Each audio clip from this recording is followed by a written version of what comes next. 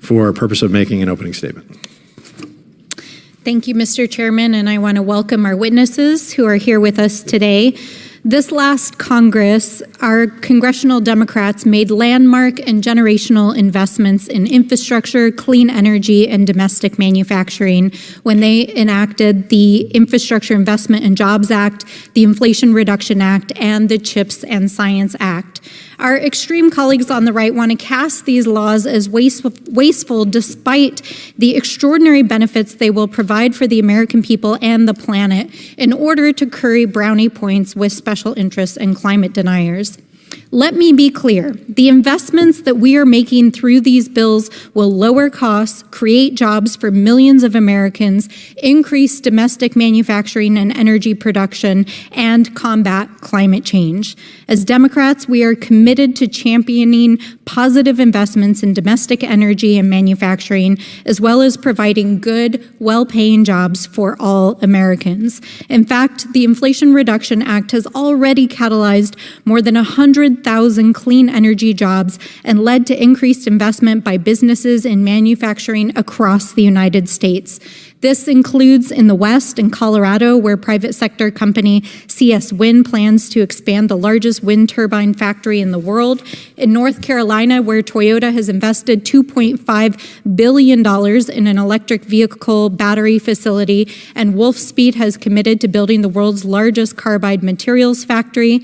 In South Carolina, BMW has announced $1.7 billion to shift to electric vehicle manufacturing, and Bosch has announced $260 million in investment in the production of electric motors. And in Texas, where SK Signet announced plans to build an electric vehicle charger manufacturing facility, Tesla is investing $770 million to expand its vehicle factory, and Air Products and AES announced a combined $4 billion investment in the future of our energy economy. As this hearing gavels in just days away from Earth Day, it's important for us to talk about why these historic investments are so critical to combating climate change and moving our economy towards a clean energy future. It is absolutely vital that we shift to clean energy sources. Such efforts are our best chance at avoiding the most devastating impacts of climate change. That's why Democrats' investments in the bipartisan infrastructure law and the Inflation Reduction Act are so significant in helping to pave the way for the future. I would also like to point out that investing in our communities is not a waste. The communities that most need these investments are the ones that are most likely to suffer from the impacts of climate change.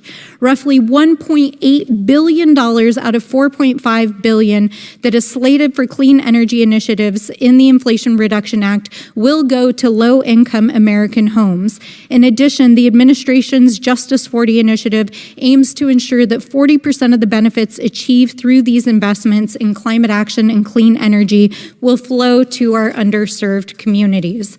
We know that the Department of Energy is committed to responsibly stewarding these funds and ensuring that these historic investments are put to work for the American people and help to serve our most vulnerable communities. But as we sit here today, Republicans' concerns seem to stem from special reports that go back over a decade when the Department of Energy has already worked tirelessly to address concerns and to administer these investments that are so crucial for our climate and clean energy future and our national labs and science and technology programs.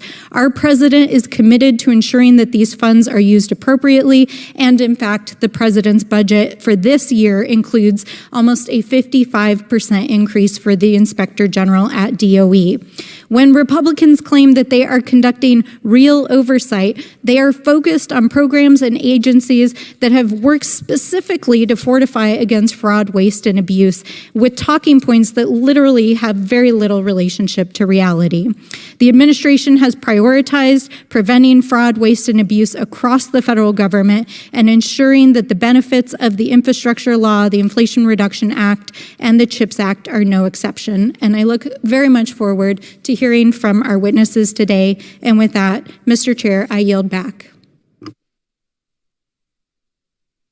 Thank you. I'm pleased to introduce our two witnesses today.